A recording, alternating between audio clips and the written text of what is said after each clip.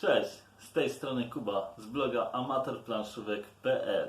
Dzisiaj porozmawiamy sobie o rafach koralowych i chociaż chciałbym powiedzieć, że mam w domu namiastkę tego pięknego ekosystemu, to chyba nie ma się czym chwalić. Nie rozmawiajmy dzisiaj o akwarium, a porozmawiajmy sobie o grze Reef, czyli prostej, przyjemnej i kolorowej grze rodzinnej, której zasady wytłumaczycie w jakieś 2 minuty, a zabawy będzie przy niej całkiem sporo. Muszę przyznać, że była to zaskakująca propozycja, która trafiła w święta na mój stół.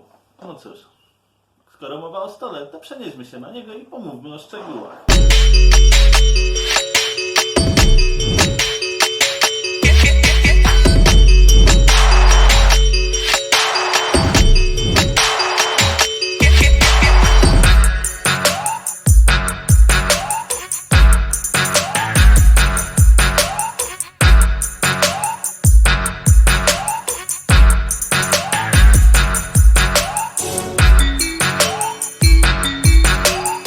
I już jesteśmy przy stole. No to porozmawiajmy sobie o szczegółach Reef. To naprawdę prosta gra, co zobaczycie zaraz, bo przedstawię Wam zasady i to będzie błyskawiczna piłka. Od czego zaczynamy? Każdy z graczy dostaje jedną planszetkę dna oceanu, na której będzie budował swoją rafę. Razem z nią dostaje 4 korale w 4 dostępnych kolorach: zielony, fioletowy, czerwony i żółty. Układamy je na 4 środkowych polach. Do tego otrzymujemy żetony z punktami. Każdy dostaje 3 punkciki na start oraz 2 karty na rękę. Dodam tutaj, że na ręce możemy mieć maksymalnie 4 karty, ale o tym, jak je zdobywamy, za momencik. Ponieważ musimy jeszcze rozłożyć tor kart dobierania złożony z 3 kartoników, a obok postawić stos z kartami. I teraz przechodzimy do rozgrywki. Więc tak, w swoim ruchu każdy gracz może wykonać jedną z 2 czynności. Pierwszą z nich jest dobranie jednej karty na rękę. W jaki sposób to robimy? Te 3 karty widoczne na stole możemy wziąć za darmo do ręki. Natomiast jeżeli dojdziemy do wniosku, że przyda nam się ta karta ze szczytu stosu, to również możemy ją zabrać, ale w tym momencie musimy wyłożyć 1 punkcik na kartę o najniższym nominale punktowym. W tym wypadku dajemy na 2. Jeżeli najniższe nominały byłyby 2 bądź 3, wtedy gracz wybiera sam, na którą kartę położy punkcik. I dzięki temu kartonik trafia na naszą rękę. Drugą akcją, jaką wykonujemy w ruchu, jest zagranie karty. To jest oczywiste. Tak więc karty zagrywamy w następujący sposób. Wykładam kartonik przed siebie i teraz rozpatruję tę kartę. To, co mamy na górze, na tym jasnym tle, to są koraliki, jakie musimy dobrać i wyłożyć je na swoją planszetkę. Tak więc ja tu mam 2 czerwone, biorę 2 czerwone i wykładam je na swoją planszetkę. Wykładamy w dowolny sposób. Nieważne na jakie miejsce, na jaki koralik. No i mamy w tym pełną dowolność. Dlaczego? Ponieważ zbieramy układy, które później pozwalają nam punktować. Tu na karcie możecie zobaczyć w dolnej części, jaki układ da nam punkty. Jeżeli zagraliśmy tę kartę i w tym momencie jakieś koraliki widoczne od góry pokrywają się z tym, co mamy na karcie, otrzymujemy za to punkty. W tym wypadku musielibyśmy mieć po przekątnej obok siebie żółty i fioletowy koralik, które się znajdują na 2. bądź wyższym poziomie. Dostalibyśmy za to 5 punktów. Jeżeli znaleźlibyśmy 2 takie układy na planszy, dostalibyśmy punktów 10, za 3 15. Trzeba jednak pamiętać, że 1 koralik może zapunktować tylko i wyłącznie w jednym układzie. To oznacza, że w tym wypadku dostalibyśmy 5 punktów. Natomiast w takim przypadku również dostalibyśmy tylko 5 punktów, ponieważ ten fioletowy koralik może zapunktować tylko raz. Prawda? Proste. Mamy jeszcze taki przykład i w tym momencie tu dostajemy 5 punktów i tu dostajemy 5 punktów. Na kartach są różne przykłady tego, jakie układy punktują. Dlatego przychodzi nam tu mechanika kombinowania. Czy wyłożyć najpierw kartę, zebrać tylko koraliki, nie dostać punktów, ale zapunktować z następnej karty jakimś ciekawszym układem. Czy może wyłożyć kartę, która ma mniej punktów, prosty układ, już to tutaj mamy. Więc całkiem fajnie się tu lawiruje całą rozgrywką. za układy, które zrealizujemy, otrzymujemy punkty w postaci żetonów. Na koniec liczymy, kto ma najwięcej punktów na żetonach i ta osoba wygrywa. A w jakim momencie kończymy? Kończymy rozgrywkę, przepraszam, w momencie, w którym korale jednego koloru się skończą. Kiedy gracz dobierze ostatni koral danego koloru, kończymy daną rundę. Czyli osoby, które jeszcze w tej rundzie nie wykonały ruchu, mogą go wykonać. Następnie zabieramy się do punktowania, ale nim zliczymy punkty, możemy jeszcze rozliczyć karty, które mamy na ręce. Wtedy bez dobierania korali za nich punktujemy za układy, które się na nich znajdują. I tyle. Wiecie już, jak grać w Riv. Cóż, skoro wiemy już, w jaki sposób się gra, warto powiedzieć sobie o wykonaniu tej gry, a to stoi na naprawdę wysokim poziomie. Polskie wydawnictwo Fox Games udowodniło nam już nieraz, że potrafi robić gry, które wyglądają naprawdę świetnie i zasadniczo nie da się do niczego przyczepić. No ale cóż, do czegoś by można. W wypadku Riv miałbym dwa problemy, ale to takie w sumie większe czepialstwo. Zacznijmy od wypraski. Moim zdaniem jest świetna. Mieści wszystkie elementy. Mieści żetony, mieści koraliki, mieści planszetki. A jeżeli tekturki po wyciśnięciu żetonów damy sobie na dno pudełka pod tą wypraskę, to możemy spokojnie trzymać pudełko w pozycji pionowej. Możemy nim nawet trzepać, a i tak nic z tego nie wyleci, więc naprawdę rewelacja. Niestety jeden minusik, czyli pierwsze moje czepialstwo, to jest miejsce na talię kart. Znajduje się ono pod koralikami. Cóż, gram zazwyczaj w takim towarzystwie, że gdy tylko kończymy jedną grę i mamy przejść do następnej, wszyscy ochoczo rzucają się do sprzątania, więc do wypraski najpierw trafiają koraliki, a dopiero potem składamy talię. No to chyba już wiecie. Trzeba wyciągnąć koraliki, włożyć talię i znów sypać koraliki. No trochę to nieprzemyślane. Ale co tam? I tak jest super. Zdecydowanie ta gra wyprzedza wszystkie inne, w których mamy powietrze i elementy bez żadnej wypraski.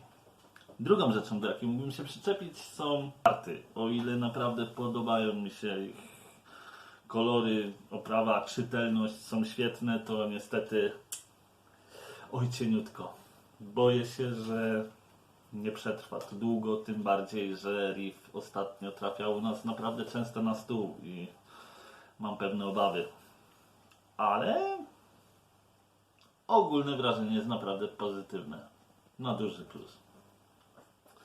Dobra, skoro wiemy już coś o wykonaniu, wiemy już jak się gra w Riv, to powiedzmy sobie, czy to jest dobra gra. Cóż, przede wszystkim jest naprawdę prosta. Zasady w tej grze ogarniecie w 2 minuty, czytając instrukcję, która przypomina ulotkę reklamową z większą ilością przykładów niż reguł. To naprawdę chwila, moment i umiecie w to grać. Jak jesteście nowi, to dla was będzie coś nowego Riv, to otworzycie instrukcję, przeczytacie w trakcie czytania, możecie zacząć grać, załapiecie w chwilę. Jeżeli będziecie siadali z kimś, kto nie grał wcześniej w Riv i będziecie musieli wytłumaczyć zasady, to w trakcie rozkładania gry wszystko ogarniecie, a po najpóźniej drugiej rundzie wszyscy będą to grali jak prawdziwi wyjadacze, a nawet początkujący mogą spokojnie wygrać. I to jest w tym naprawdę fajne. Proste zasady, zdecydowanie dla każdego, natomiast sama rozgrywka nie jest prostacka i to jest chyba największa magia Riv, ponieważ tutaj mimo takich prostych, schematycznych ruchów nagle pojawia się ciekawe główkowanie. Nagle musimy kombinować, czy lepiej dobrać kartę, lepiej zagrać kartę, tą kartę, czy rywal nam nie podbędzi czegoś, na co będziemy polować, w jaki sposób ułożyć korale, żeby za chwilę zdobyć większą ilość punktów. Kurczę, tutaj się zaczyna w miarę postępowania rozgrywki dziać naprawdę dużo. Dalej to nie jest skomplikowana strategia, dalej tu nie ma jakiegoś nie wiadomo jakiego mużdżenia i osoby, które ciupią papierowe RPG, wielkie strategie 4X, to pewnie łapią się za głowę, co ten gość opowiada, ale to naprawdę można całkiem fajnie pokombinować i łapałem się na tym, że z mniej doświadczonymi graczami graliśmy tak trochę sielankowo, przyjemnie, fajna zabawa, po czym siadaliśmy z kimś bardziej takim średnio zaawansowanym, powiedzmy, i nagle wszyscy w pewnym momencie się skupiali, myśleli, dobrać to, zagrać to, przeciągnąć rozgrywkę, brać już ostatnie korale czy nie. Kurczę, to jest naprawdę zajmujące. Więc pytacie, czy polecam Riv? No tak, zdecydowanie tak. Myślę, że to jest doskonała gra rodzinna, taka, żeby zagrać z osobami, które nie mają doświadczenia z planszówkami, które ostatni raz grały w Chińczyka 30 lat temu, a jak widać planszówki się trochę zmieniły, nie? Więc tutaj wykładamy na stół, w trakcie wykładania tłumaczymy zasady i po chwili wszyscy się bawią jak równy z równym. Nieważne, czy to będzie młodszy gracz. Według pudełka Riv jest grą 8+. Moim zdaniem spokojnie z ogarniętym 6-latkiem zagracie w układanie koralików, a przy okazji może pozbierać trochę punktów. Niewykluczone, że tak sobie pozbiera te punkty, że wam dołoży. Możecie zagrać ze swoimi rodzicami, dziadkami. Możecie zagrać z kimś, kto nigdy w nic nie grał, a przy tym się będzie po prostu dobrze bawił. Można sobie przy tym siedzieć i rozmawiać, można się skupić na kombinowaniu. To jest naprawdę coś. Jak dla mnie super. Po prostu super. Więc tak, polecam. Jak będziecie mieli okazję chociażby spróbować, spróbujcie. Świetny filler, fajna gra rodzinna i myślę, że to jest to. To jest to, co w tej kategorii gier oczekujemy. Niezła zabawa, po prostu. Riv jest grą wydawnictwa Next Move. Oryginalnie wydawnictwa Next Move. Fox Games tylko wydaje ten tytuł w naszym kraju. Ale o co mi chodzi? Next Move odpowiada także za serię Azul, co jest dość zaskakujące, że takie dość podobne gatunkowo i ciężarowo gry są w jednej firmie, tak w tak krótkim okresie czasu wydawane. I jeżeli się zastanawiacie, co wybrać, Azula czy Riv, to na blogu amatorplanszówek.pl znajdziecie porównanie tych dwóch gier. Nie wiem, w którym momencie to oglądacie. Powinno już wisieć. I tam się dowiecie, co ja sądzę o zderzeniu tych dwóch tytułów ze sobą. Natomiast jedno, co mogę powiedzieć, to wydaje mi się, że Azul jest minimalnie trudniejszy i swoim designem uderza w troszkę bardziej eleganckie tony. Rozumiem to, że Azul może się komuś podobać bardziej od Riv, bo Riv, no to jest kicz, po prostu uwielbiam te żetoniki, uwielbiam te koraliki w sumie plastikowe, które są z ciężkiego, fajnego plastiku, ale są kolorowe, błyszczące i no tak, to wygląda jak zabawka dla 5-latka, naprawdę. Rozumiem, że komuś może się nie podobać i ta estetyka niezupełnie uderza w tony wszystkich, ale dla mnie w grze rodzinnej tak to powinno wyglądać. No i to, co mi się podoba, to ktoś pomyślał o systemie, no tak, w klockach, taki jak Lego na przykład to się nazywa systemem, czyli wypustek w jednym, dziurka w drugim, układamy i co? I nam się wieża nie przewraca. Więc jak ktoś będzie wstawał od stołu, mocniej kichnie, to wszystko zostanie na swoim miejscu. A mam w swojej kolekcji gry, które po takim ruchu, cóż, się resetują same. No to tyle. No to co?